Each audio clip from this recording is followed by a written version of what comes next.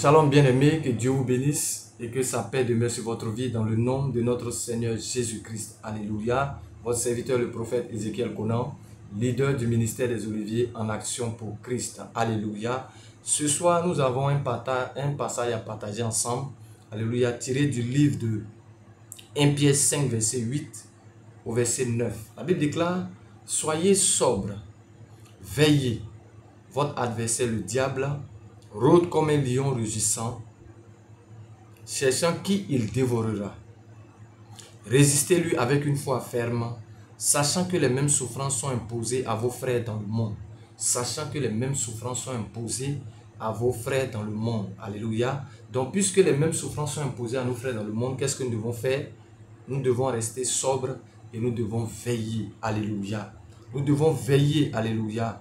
Et puisque Satan est conscient de ces choses-là, alléluia, Satan a mis beaucoup de choses en place pour nous empêcher de pouvoir veiller, nous empêcher de pouvoir vivre une vie chrétienne victorieuse. Alléluia. Et c'est de cela que nous allons parler aujourd'hui.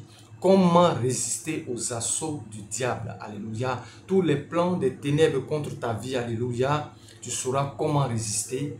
Mais avant de parler de comment résister, alléluia, nous parlerons de comment est-ce que Satan travaille de manière subtile pour nous empêcher d'être efficaces. Alléluia. Et l'apôtre Paul dit dans le livre de 2 Corinthiens 2, verset 11, « Afin de ne pas laisser à Satan l'avantage sur nous, car nous n'ignorons pas ses desseins. » Le fait d'ignorer les desseins de Satan fait que Satan a de l'avantage sur nous. Mais lorsque nous n'ignorons pas les desseins de Satan, nous avons l'avantage sur lui. Parce que nous savons là où est-ce qu'il s'en va et qu'est-ce qu'il veut faire. Alléluia. Tout ce que l'ennemi fait au devant de toi, alléluia, c'est pour empêcher que tu aies une vie chrétienne victorieuse. Une vie chrétienne où tu triomphes, alléluia. Parce qu'il sait que si tu as une vie chrétienne triomphante, alléluia, il y a des choses qu'il ne pourra plus faire avec toi, alléluia. Et la première des choses que Satan met en place, alléluia, pour attaquer les chrétiens, c'est la paresse. Alléluia. C'est la paresse. La paresse dans toutes ses formes, alléluia. Nous sommes dans une société aujourd'hui où les gens sont un peu paresseux quand il s'agit des choses de Dieu. Alléluia. Nous voulons que les choses se fassent de manière rapide. Alléluia. Et personne n'est prêt à fournir un effort, mais veut des résultats. Alléluia. Alléluia. Aujourd'hui, les gens ne se retirent plus pour prier, pour chercher la face de Dieu. Aujourd'hui, on peut s'arrêter sur Internet, écouter un message et prendre et puis aller essayer de chercher quelque chose. Alléluia. Et on commence à aller balancer. Alléluia. Alléluia. Aujourd'hui, les gens n'ont plus le temps de prier. La paresse de prier, la paresse de jeûner, la paresse de méditer. Alléluia. Et aujourd'hui, même certains chrétiens ont laissé leur sort entre les mains des pasteurs. Non, toi, il faut jeûner pour moi et Dieu va me bénir. Alléluia. La paresse. Et la paresse est rentrée dans beaucoup de domaines de notre vie. Alléluia. Et c'est un plan de Satan pour nous empêcher de triompher. La paresse de nous lever dans la nuit pour pouvoir prier. Lorsque le Saint-Esprit nous réveille la nuit pour dire lève-toi pour prier, on est fatigué, alléluia, parce qu'on est paresseux, alléluia. Ma prière, c'est que le Seigneur enlève la paresse de nos vies au nom puissant de Jésus-Christ, alléluia, parce que c'est une ruse du malin, alléluia. C'est une ruse des ténèbres, alléluia. Son but, c'est que tu ne saches pas que c'est lui qui est derrière ces choses, alléluia. Et il travaille de manière subtile. Satan, il travaille de manière subtile. Depuis la Genèse, alléluia, Satan a toujours une manière de travailler. Il travaille d'une manière qu'on ne le reconnaisse pas, qu'on ne voit pas que c'est lui qui est à la base, alléluia. Il travaille de manière subtile. Et cette subtilité se manifeste comment? Par la paresse. Lorsqu'il s'agit de faire des choses de Dieu, tu commences à dormir. Les gens vont s'arrêter devant la télévision, regarder la télé 24 heures sur 24. Lorsque tu dis le temps de prière, 1 heure de prière, alléluia, les gens deviennent paresseux. C'est un indicateur que Satan est en train de travailler dans votre vie pour détruire votre vie. Alléluia. Alléluia. La deuxième des choses que Satan met au devant de nous pour nous empêcher de pouvoir vraiment être productifs, alléluia, en tant que chrétien, ce sont les nombreuses responsabilités. Satan sait que si tu t'occupes à beaucoup de choses, tu n'auras pas le temps pour Dieu. Alléluia. Satan le sait. Il va t'occuper à chercher de l'argent. Avoir de l'argent, ce n'est pas mauvais. Mais il va t'occuper à chercher de l'argent à tel point que tu n'as plus le temps pour Dieu. Des gens sont venus à l'église. Daddy, pasteur, prie pour moi, pour que j'ai du travail. Lorsqu'il a eu du travail, même venir à l'église dimanche, il ne peut plus venir à l'église. Alléluia.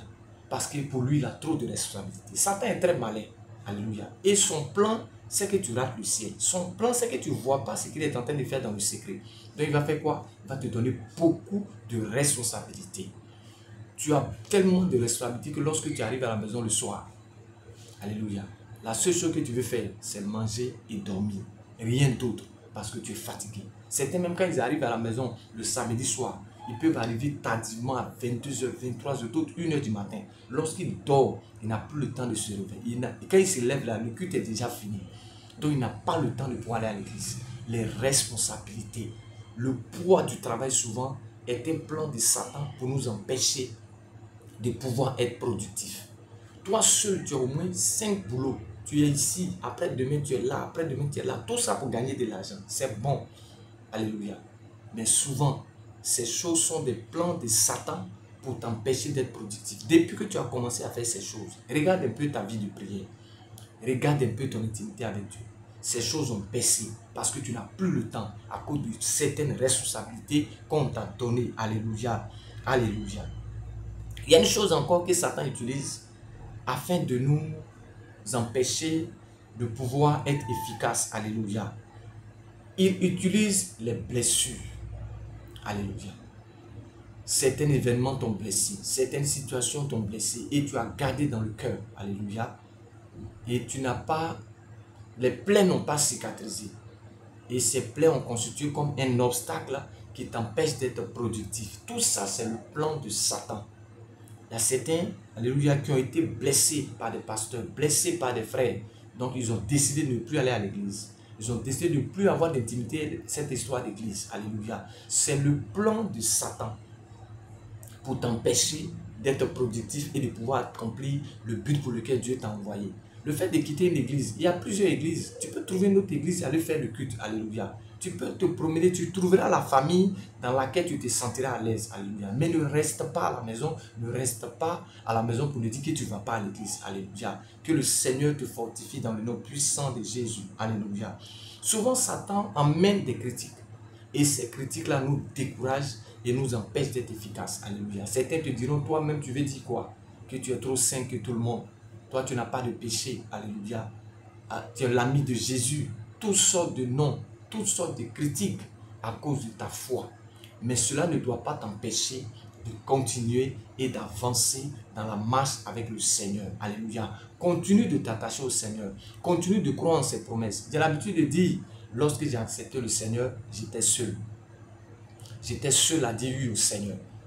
Et c'est lui qui m'a confirmé, qui m'a accepté. Alléluia. Qui a pardonné mes péchés. Donc quelqu'un d'autre ne peut pas venir dans ma vie pour me dire que Dieu ne t'a pas pardonné. Alléluia. Alléluia. Bien-aimé, sois un chrétien focalisé sur ce que le Seigneur te dit. Alléluia. Ne te décourage pas. Ne sois pas découragé à tout ce que tu entends autour de toi. Au nom de Jésus. Alléluia. Alléluia. Donc ne sois pas découragé parce que c'est aussi une ruse. Alléluia. Du diable pour t'empêcher d'être productif. Alléluia. Et nous allons voir dans notre deuxième point comment résister au diable. C'est vrai, nous avons vu les façons dont Satan procède. Mais le Seigneur aussi nous a donné les moyens pour pouvoir résister au diable. Il nous a donné des armes pour pouvoir résister au diable. Alléluia. Alléluia. La première des choses que nous devons faire pour résister au diable, c'est que nous devons quoi? Nous soumettre à Dieu. La Bible dit dans Jacques 4, verset 7, « Soumettez-vous donc à Dieu, résistez au diable et il fuira loin de vous. » Alléluia. La soumission de Dieu de manière naturelle fait que tu résistes au diable. Alléluia. C'est deux choses qui vont ensemble. Lorsque tu ne te soumets pas à Dieu, tu prêtes le flanc à Satan. Mais lorsque tu te soumets à Dieu, alléluia, c'est comme si c'est du côté de Dieu que tu es. C'est pourquoi il dit, soumettez-vous donc à Dieu. Mettez-vous sous la mission de Dieu. Alléluia. Et qu'est-ce qui va se passer? Vous allez pouvoir résister au diable de manière naturelle. Résister au diable de manière naturelle. Se soumettre d'abord à Dieu. C'est la première chose pour pouvoir faire quoi? Résister au malin. Celui qui se soumet à Dieu, il a la capacité, la facilité de pouvoir s'éloigner du péché. Celui qui se soumet à Dieu, il a la capacité de manière naturelle de pouvoir éviter le péché, de pouvoir ne pas rentrer dans le péché. Pourquoi? Parce qu'il se soumet à Dieu. Il se met sous la mission de Dieu. Il se met, alléluia, sous la mission de Dieu. Alléluia. La deuxième des choses, c'est que nous devons résister. Il dit, soumettez-vous à Dieu, mais ce n'est pas fini. Après la soumission à Dieu, il faut faire quoi? Il faut résister. Et dans la résistance, il faut des armes. Alléluia. Parce que le combat est engagé. Nous sommes soumis à Dieu. Oui, c'est vrai. Mais en face de nous, il y a quelqu'un qui combat toujours. Malgré que nous sommes soumis à Dieu, quelqu'un continue de combattre. Alléluia. Malgré que nous sommes... C'est quoi la Bible dit? Veillez. Votre adversaire, le diable, il rôde. Alléluia. Vous devez veiller. C'est ça. Alléluia. Veiller, c'est une image du combat. Alléluia. Nous devons être éveillés spirituellement. Éveillés à tous les niveaux. Alléluia. Pour pouvoir résister. Résister. Alléluia. Éphésiens 6, verset 11. La Bible déclare, revêtez-vous de toutes les armes de Dieu, afin de pouvoir tenir ferme contre les ruses du diable. Alléluia. Revêtez-vous de toutes les armes de Dieu, afin de pouvoir tenir, alléluia, devant les ruses du diable. Et quelles sont ces armes-là dont la Bible parle? La Bible est claire en parlant des armes. Alléluia. Le verset 12. Car nous n'avons pas à lutter contre la chair et le sang, mais contre les dominations, contre les autorités, les princes de ce monde des ténèbres, contre les esprits méchants dans les lieux célestes. C'est pourquoi prenez toutes les armes de Dieu afin de pouvoir résister. Donc pour pouvoir résister, il faut des armes. Parce que c'est les armes qui permettent de nous résister. Lorsqu'il y a un combat qui est engagé devant deux adversaires, alléluia, lorsque vous n'avez plus de munitions, l'ennemi ou bien votre adversaire peut vous vaincre. Mais aussi longtemps que vous avez les armes et que vous savez les manipuler, vous pouvez toujours résister à tous leurs assauts. Alléluia. C'est pourquoi il dit résister. Mais comment est-ce qu'on résiste? On résiste avec les armes. Parce que si nous n'avons pas les armes, arrivé un moment, nous allons capituler. Alléluia. Donc il nous faut quoi? Des armes. Et les armes pour pouvoir résister, alléluia, le Seigneur nous l'a donné à partir d'Éphésiens 6, verset 14. Il dit quoi? Tenez donc ferme, ayez à vos reins la vérité pour ceinture. Alléluia. La ceinture comme vérité. La seule chose qui repousse les puissances des ténèbres et qui nous permet de résister à Satan, c'est la vérité. Personne ne peut résister devant la vérité. La vérité n'est pas un slogan. La vérité, c'est une personne. Jésus dit, je suis le chemin, la vérité et la vie. Nul ne vient au Père que par moi. Alléluia. Jésus est le chemin. Il est la vérité. La vérité, c'est Jésus. Et cette vérité, lorsqu'elle est programmée quelque part, Satan est obligé de fuir. Alléluia. Il ne peut pas rester lorsqu'il y a la vérité. Lorsqu'il y a la vérité, Satan plie ses bagages. Parce que c'est un menteur depuis le début. Depuis la Genèse, Jésus a dit que Satan, c'est un menteur. C'est le père du mensonge, c'est un menteur. Alléluia. Donc, les menteurs n'aiment pas la vérité. Parce que la vérité vient toujours écarter le mensonge. Alléluia. C'est pourquoi il dit, ayez à vos reins la vérité pour ceinture. C'est la même qui nous soutient. C'est la même qui nous maintient. C'est la vérité. Alléluia. Après, il dit, revêtez la cuirasse de la justice. Alléluia. Nous ne comptons pas sur notre propre justice, mais nous comptons sur la justice de notre Seigneur Jésus-Christ. C'est cette justice-là, alléluia, qui nous protège. Sinon, si nous voulons compter sur notre propre justice, qu'est-ce qui va se passer? Nous serons atteints. Mais nous comptons sur la justice de Dieu. En parlant de la cuirasse de justice, ça me rappelle un peu l'histoire du mari de Jézabel, Akab. Alléluia. Lorsque le prophète avait prophétisé qu'il allait mourir au front, il n'a pas cru. Et d'autres prophètes sont venus prophétiser pour dire non, va, tu vas gagner. Alléluia. Et il est allé au front. Il s'est tellement protégé qu'il n'a jamais pensé qu'il y a une flèche qui pourrait le trouver là où il n'a pas pensé. Ça veut dire qu'un soldat tira au hasard. Mais dans le monde spirituel, il n'y a pas de hasard. Non, il n'y a pas de hasard. La flèche a été dirigée, alléluia, par les anges. C'est les anges qui ont dirigé la flèche et allaient piquer là où il ne s'attendait pas. Alléluia. Malgré qu'il avait la cuirasse, il a été atteint et son sang a coulé jusqu'au soir, il est mort. Tout simplement pour dire que lorsque nous appuyons sur notre propre justice, forcément nous serons atteints. La cuirasse de la justice, là, cette justice-là, ce n'est pas notre justice, c'est la justice de Dieu. C'est Dieu qui nous justifie. Parce que si ce n'était qu'à nous-mêmes, nous sommes tous des pécheurs. Mais à cause de la justice de Dieu, notre vie est quoi? Est protégée. Alléluia. Et quand il parle de la cuirasse protège quoi? Protège les parties sensibles. Alléluia. Protège le cœur. La cuirasse passe par là, donc elle protège le cœur. Alléluia. Donc quand il dit de porter la cuirasse de la justice de Dieu, Elle protège notre cœur. C'est pourquoi la Bible dit, garde ton cœur plus que toute autre chose, car de lui viennent les sources de la vie. Lorsque Dieu est ta justice et qu'il te protège, ton cœur en sécurité. Ton cœur n'a pas peur. Alléluia. Parce qu'il sait qu'aucune chose ne pourra transpercer ton cœur. Rien ne pourra transpercer ton cœur. Alléluia. Tout ce que l'ennemi va faire, tout ce qu'ils vont dire contre toi, rien ne pourra affecter ton cœur. Parce que quoi? Il y a une cuirasse qui te protège. Il y a une âme qui te protège, qui veille sur ton cœur. Alléluia. Constamment, jour et nuit. Parce que tu as porté, alléluia, les armes. Après, il dit de faire quoi encore? Mettez pour chaussure à vos pieds le zèle que donne l'évangile de paix. Alléluia. Jésus a dit dans Luc 10, verset 19, je vous ai donné le pouvoir de marcher sur les serpents, les scorpions, toute la puissance de l'ennemi, et rien ne pourra vous nuire. Alléluia. Il dit qu'il nous a donné le pouvoir. Avec quoi nous marchons sur les serpents? Personne ne peut marcher sur un serpent. Il peut marcher sur un serpent les pieds nus. Alléluia. Nous marchons sur les serpents avec des chaussures. Et cette chaussure-là, c'est le zèle. Alléluia.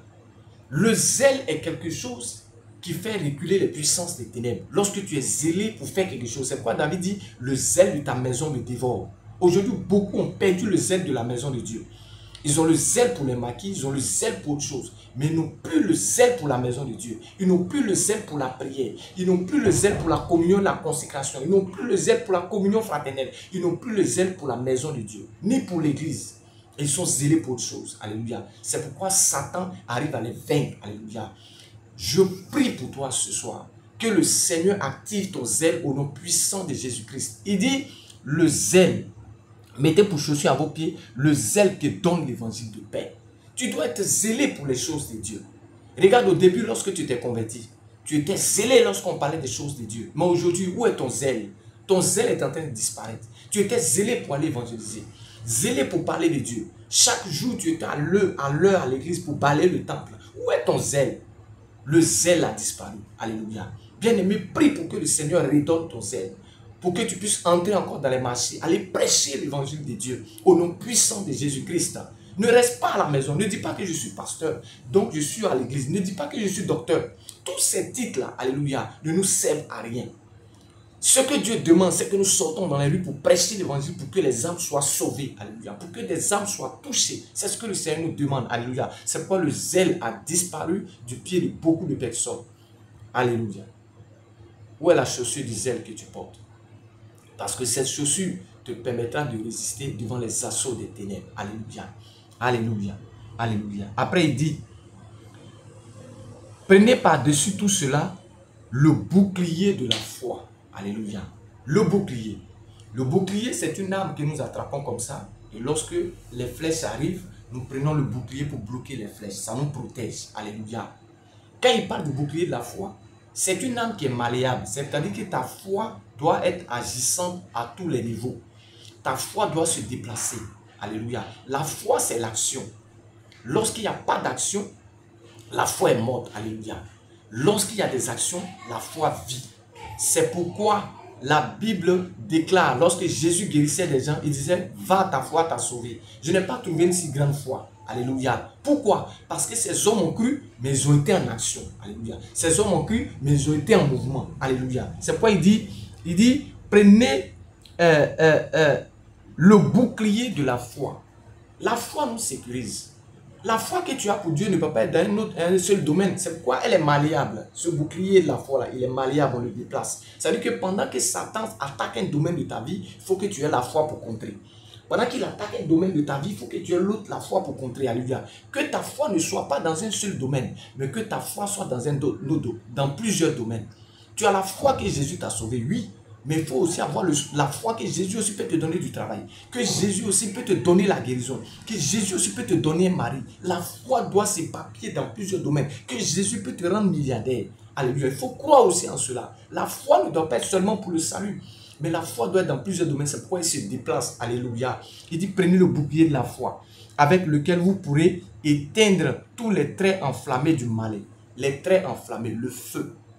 Le feu qui vient par les flèches. Alléluia. Lorsque nous disons le psaume, la Bible déclare que la peste qui vole le jour, en parlant des traits enflammés du soleil, tout ça, c'est des choses, c'est le bouclier de la foi qui nous protège. Alléluia. Satan ne dort pas. Et pendant la journée, il envoie des traits. Lorsque tu te lèves le matin, lorsque le soleil te tape à une certaine heure, tu sens que tu veux avoir le paludisme. Ce n'est pas normal. C'est les traits enflammés, le feu que Satan envoie. Il faut qu'il y ait le bouclier pour te protéger. Alléluia. Alléluia. Nous continuons encore pour pouvoir résister parmi les âmes. Il continue pour dire, prenez le casque du salut. Alléluia. Le casque du salut. Alléluia. Le casque protège la tête. Christ est la tête et nous sommes l'église qui sommes le corps. C'est la tête qui pense, c'est dans la tête que tout se passe. C'est la machine, dans cette machine que toutes tes décisions se prennent. Donc la tête doit être protégée parce que le plus grand endroit de bataille que Satan livre aux chrétiens, c'est dans la pensée.